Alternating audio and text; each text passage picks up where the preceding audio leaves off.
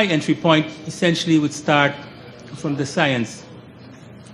And on the basis of the science, there's one fundamental concept which our region needs to be extremely sensitive about, and that is the issue of our vulnerability to climate change. Climate change is an issue that sits first highlighted in 1994 in the Barbados Program of Action. And in identifying that issue, we highlighted very clearly that when we talk about climate change, we're talking about climate change and sea level rise. We never looked at climate change as inclusive of sea level rise. And I'm making this important distinction because most of the discussions, most of the work, when they speak about climate change, they're looking at temperature and precipitation rates.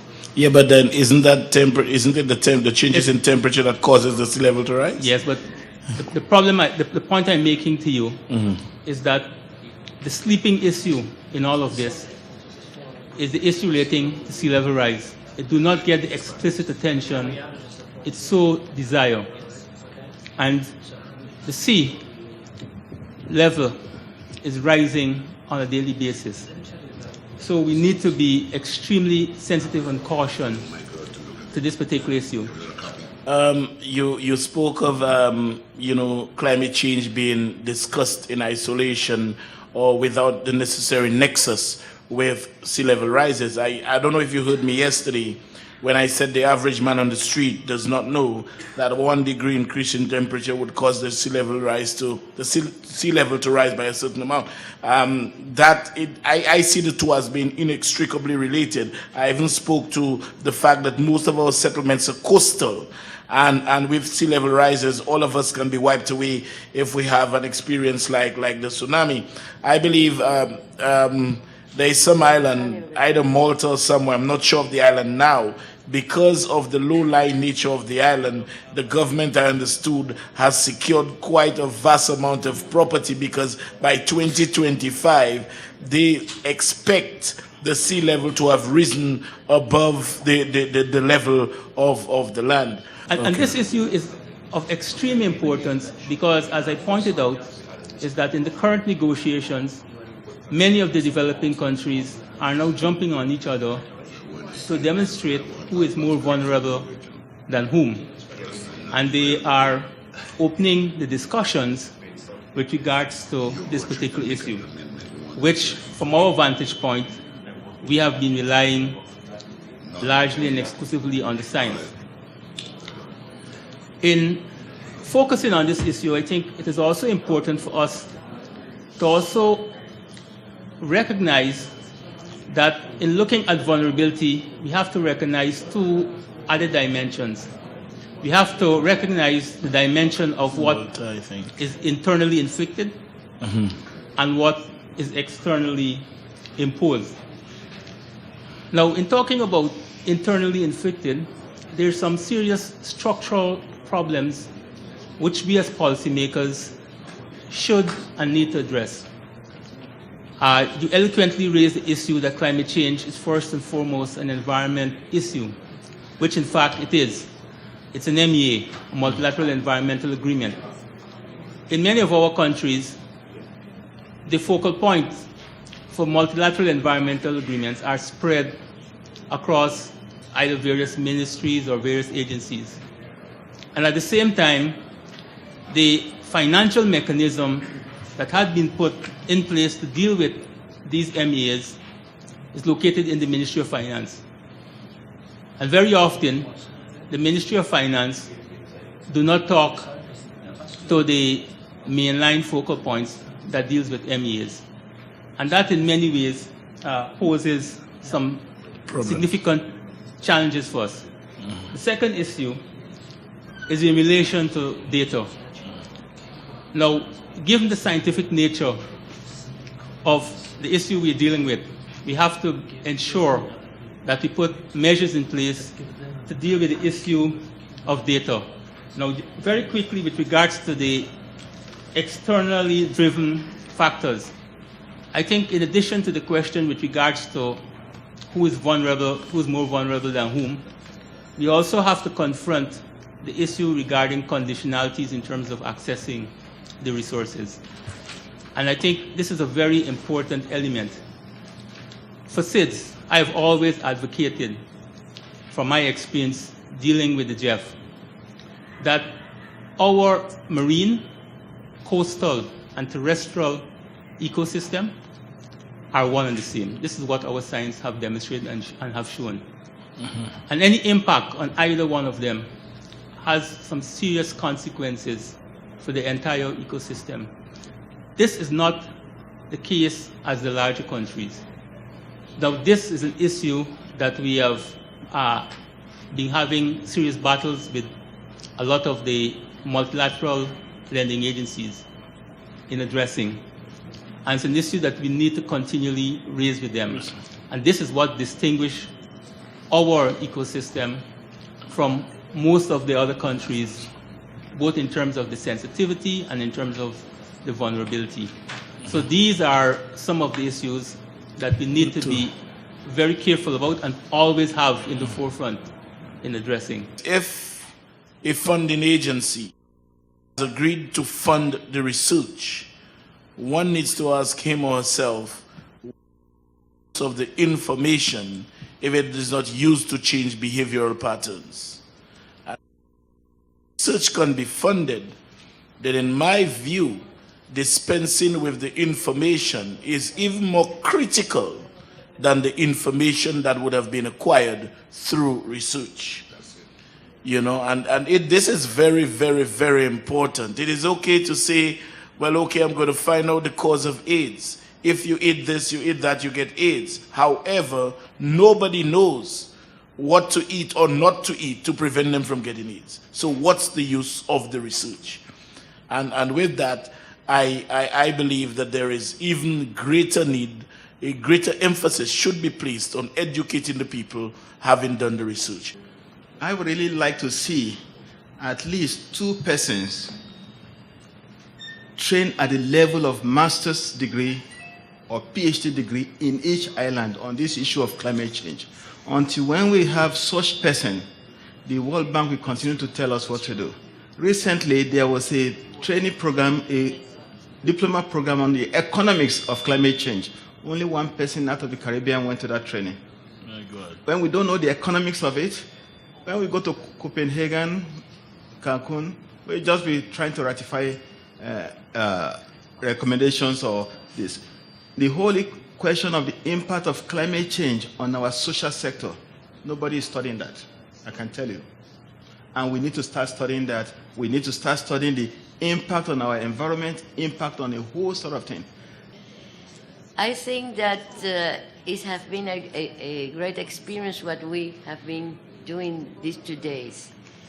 And it's evident that we have to have more dialogues between policymakers, between scientists, between community, because we have a reality. The problem is our own problems, and nobody will come outside to try to solve.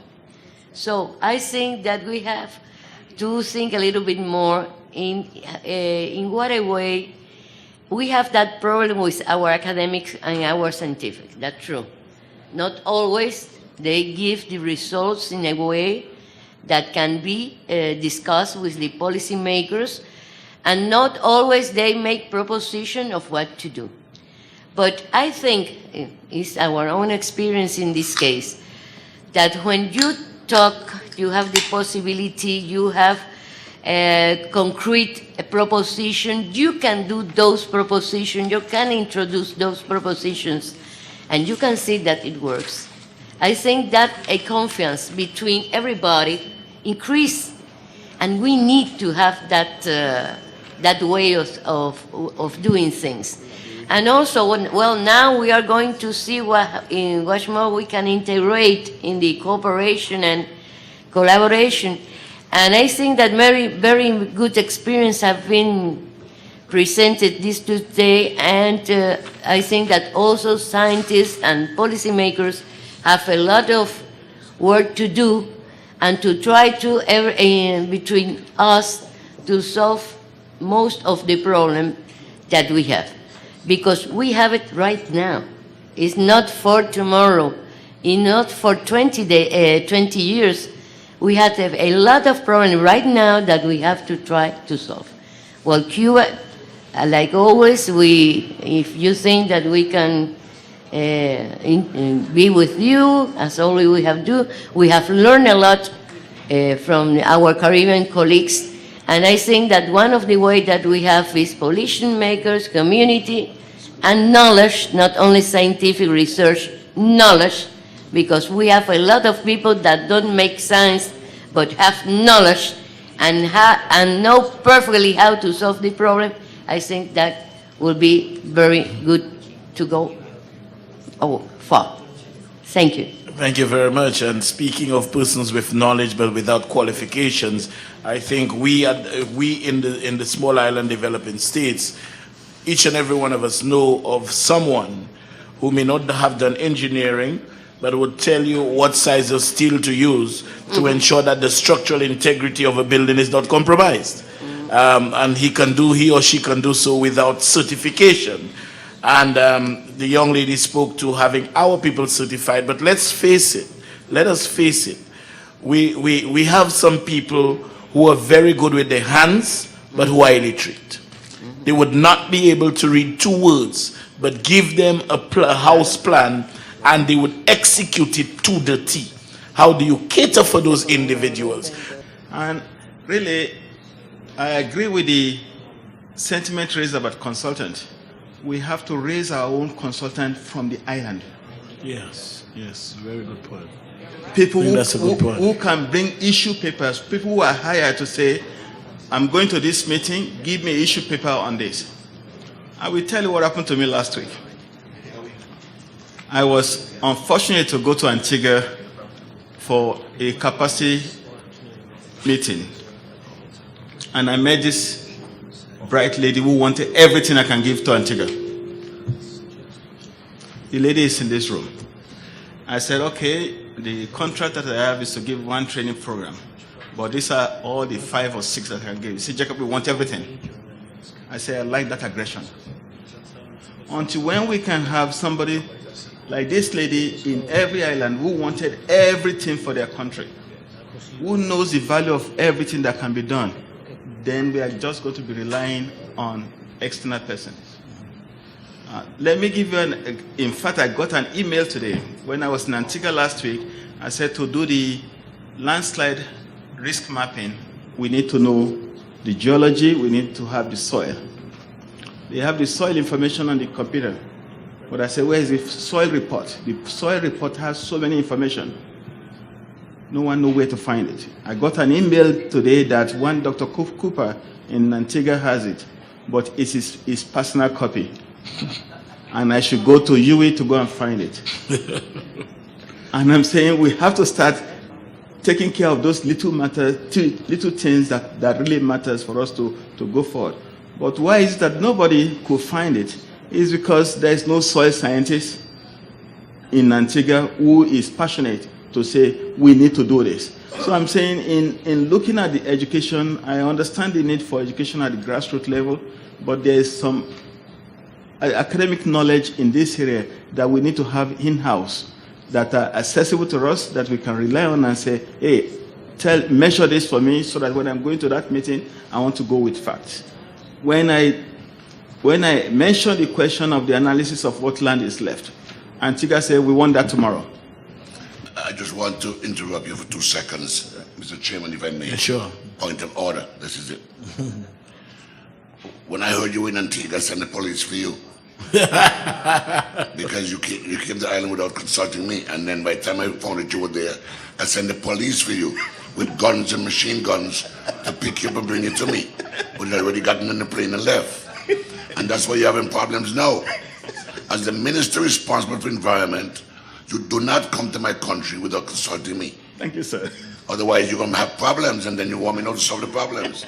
If I'd called this man about this soil test, I would send police to get the information from him if you have it stored someplace. And make sure you have it. Because what you're doing is very crucial to our forward movement. But Thank you. In wrapping up, One understands why you don't want to be the political opponent of Mr. Baptiste. No, I have to be on his side. Not only will he beat me physically, but mentally as well. Dr. Jacob just raised an issue about we should have our own consultants. Sitting right next to me is our own, but sometimes even the World Bank don't want to use her. Why? Because they want their own. Now, it's this problem that we face. The problem that we face as small islands is that we are shoveled things that everybody wants us to adopt, to accept, without question. And as you begin to question, you begin to get sidelined because you're asking too much questions. Again, as the chairman just pointed out, how can someone from another place come to tell us about how to live in our own country? How to deal with issues that are germane to the country itself. Issues that we believe that the country itself knows best how to handle. You know, I listened to a lot of things that were said in Cancun, speaking about things that should be country driven, and then when the country tried to drive it, you get a whole set of problems. Because it is just said in words, but indeed, that's not what they want. That's not what some of these funding agencies want. They want to say they've done something for you, which really doesn't make or doesn't mean anything for you. And these are the kind of things I think has created a problem and created the bottlenecks, because the expertise on the ground, and you know, sometimes even researchers would have to speak to the locals to understand what is need to be done. But you find some of these funding agencies do not even want to use the locals because they have their own cronies that they want to give the consultancies, because and they create a whole set of pre-qualifications that really don't make sense. You want a man with 2 doctorates to tell you how to drive a nail, right? When you have people who have been driving nails for hundreds of years and never bent one, but yet they're saying now we need all these qualifications to do something that a local man can do. This, again, I say, is ridiculous. And to me, this is highway robbery. And how do we expect countries to ever adapt, ever grow, ever build capacity, when the very same person that say they are lending you the money is stifling you and squeezing the lifeblood out of you? That's another, to me, this whole thing is another form of neocolonialism. So, you know, speaking on the small islands remaining small and being unable to develop the people, I mean, you have, everybody here knows that you have the average